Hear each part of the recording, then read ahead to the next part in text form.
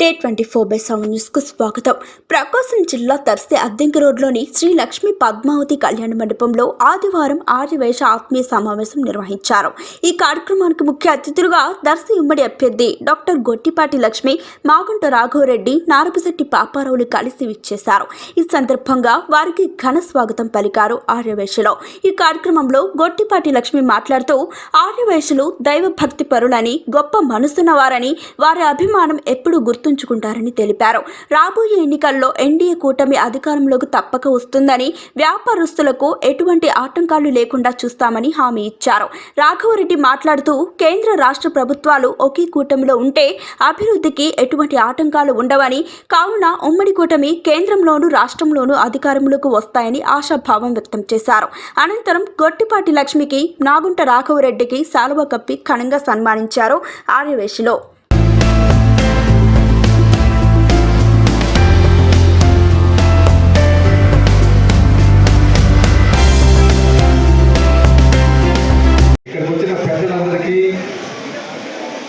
కింద కూర్చున్న అందరికీ నమస్కారం. చాలా మంది ఎందుకు టీడీపీకి ఓట్ వేయాలని చెప్పి మీకు అందరికీ చెప్పారు. అందుకని నేను పదే అది మళ్ళీ రిపీట్ చేయకపోవడం లేదు. కానీ నేను జస్ట్ ఒక సింపుల్ పాయింట్ చెప్పబోతున్నాను మీకు.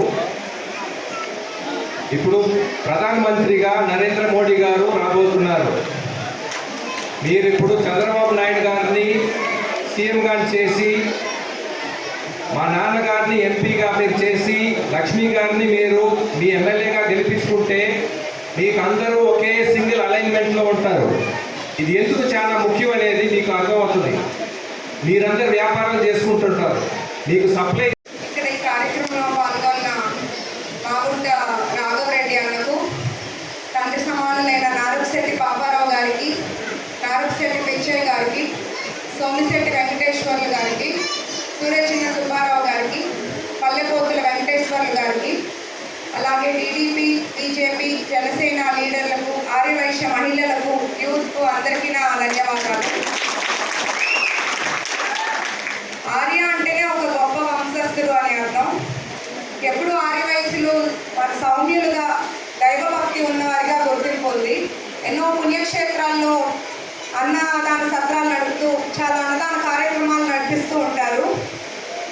వ్యాపారమే వృత్తిగా జీవిస్తున్నారు అందరూ.